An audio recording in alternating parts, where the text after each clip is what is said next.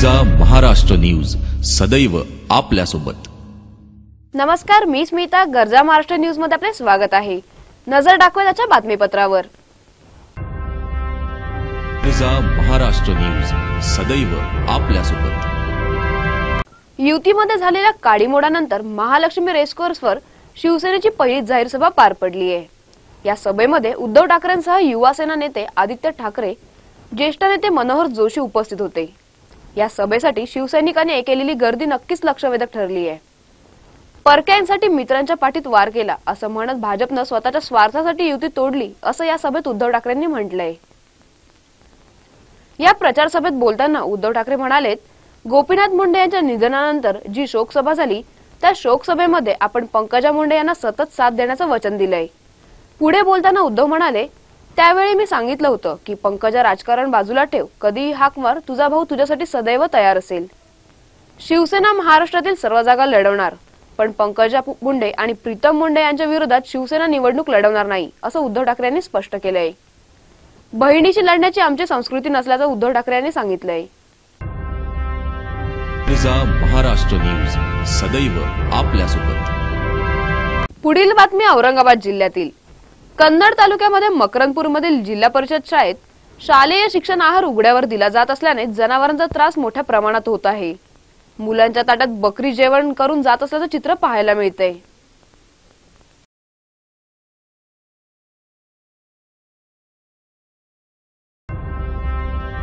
तुझा महाराष्ट्र न्यूज सदैव आपल्यासोबत। येवला लासलगाव विधानसभा मतदारसंघातून राष्ट्रवादी काँग्रेस पक्षाच्या वतीने अधिकृत उमेदवार म्हणून अपेक्षेप्रमाणे माजी मंत्री नामदार छगन भुजबळ यांनी हजारो कार्यकर्त्यांसमवेत आपला उमेदवारी अर्ज भरलाय। यावेळी राष्ट्रवादी काँग्रेसचे सरचिटणीस ॲडव्होकेट माणिकराव शिंदे, सहकार नेते अंबादास बनकर, माजी खासदार समीर भुजबळ तसेच आदी पदाधिकारी उपस्थित होते। तुझा महाराष्ट्र न्यूज सदैव आपल्यासोबत। ऐरोली मतदारसंघातून शिवसेनेला रामराम ठोकून शिवसेनेचे युवा अध्यक्ष वैभव नाईक यांनी बीजेपी या पक्षात आपला उमेदवारी अर्ज भरून बंडखोरी केली आहे। या संदर्भात बोलताना ते म्हणाले की अचानक मला माघार घेण्यास सांगितले व आपली नाराजी व्यक्त केली। माझा प्रमुख विरोध राष्ट्रवादी पक्षाचे उमेदवार नाईक यांच्यासोबत आहे। ऐरोली मतदारसंघातून नाईक विरुद्ध नाईक अशी चुरस आता रंगणार आहे। तुझा महाराष्ट्र न्यूज सदैव आपल्यासोबत। पुढील बातमी पंढरपूरमधील घटस्थापनेच्या दिवशी पंढरपूर येथील श्री विठ्ठल रुक्मिणी मंदिर समितीच्या वतीने 9 दिवस विठ्ठल रुक्मिणी मातेस सुवर्ण अलंकारांसह पोशाख परिधान करण्यात येत आहेत।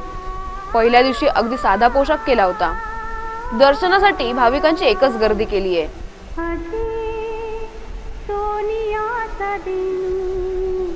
वर्षे अमृताचा घन आधी सोनियाचा दिनू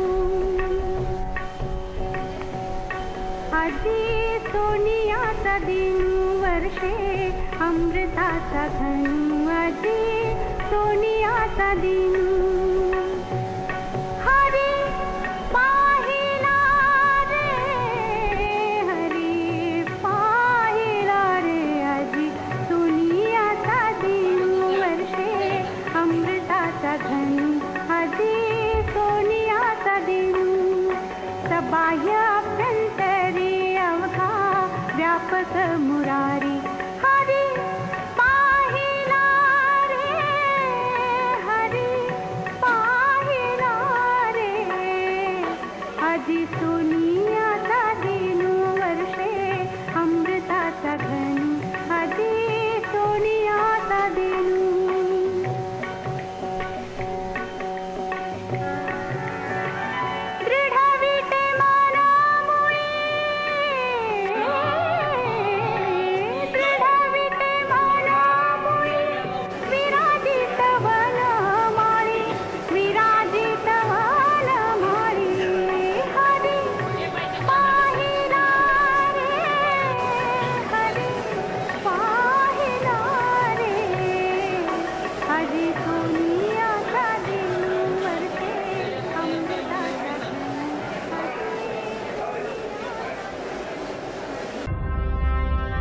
तुझा महाराष्ट्र न्यूज सदैव आपल्यासोबत।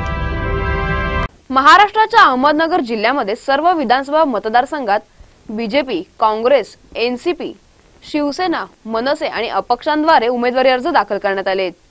शिर्डी विधानसभा मतदारसंघातील शिवसेनेचे अभय शेळके यांनी प्रशासनावर नाराजी व्यक्त केली आहे.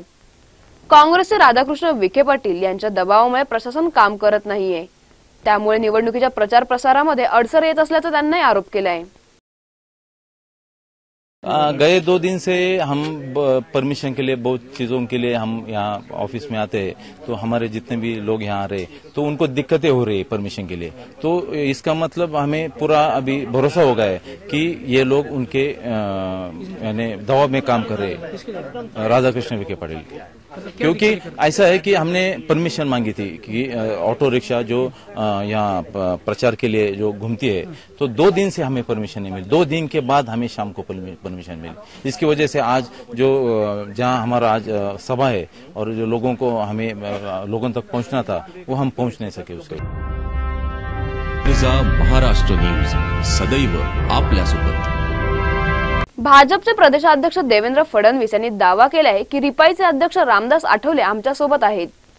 त्यांच्यासोबत काही जागेबद्दल चर्चा सुरू आहे, पण ते लवकरच भाजपमध्ये सामील होतील. आरपीआयने भाजपकडे 10 जागांची मागणी केली आहे. यात आरपीआयला केंद्रात मंत्रिपद हवंय.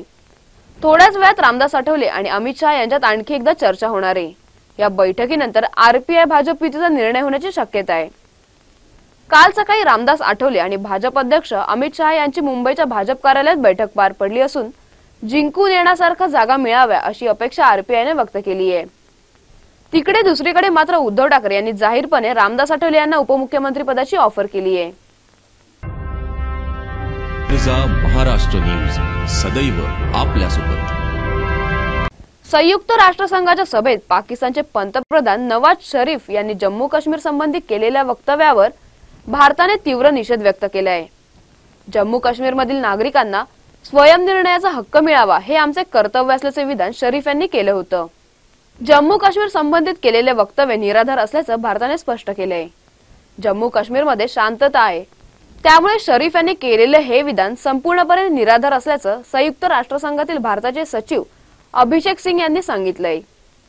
शुक्रवारी रात्री संयुक्त राष्ट्रसंघाच्या सभेदरम्यान जम्मू काश्मीरमधील नागरिकांना स्वयंनिर्णयाचा हक्क मिळवून देणे पाकिस्तानचे कर्तव्य असल्याचं सांगत यासाठी आपण काश्मीरला पाठिंबा देण्यास तयार असल्याचं व सचिव स्तरावरील बैठक रद्द करून भारताने संधी दडवल्याचंही शरीफ यांनी म्हटलंय. महाराष्ट्र न्यूज सदैव आपल्यासोबत. अमिता चव्हाण यांच्या उमेदवारीवर शिक्कामोर्तब झालाय. अखेर काँग्रेसचे खासदार अशोक चव्हाण उमेदवारी अर्ज भरणार नाहीयेत.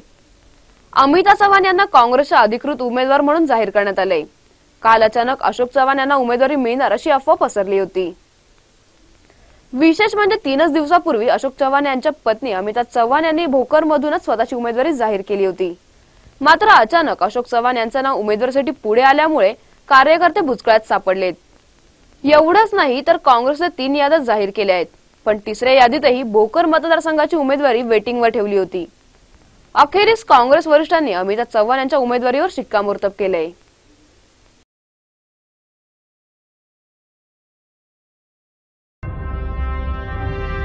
महाराष्ट्र न्यूज सदैव आपल्यासोबत. तुर्तास आपण इथेच थांबणार आहोत. पाहत रहा गरजा महाराष्ट्र न्यूज सदैव आपल्यासोबत.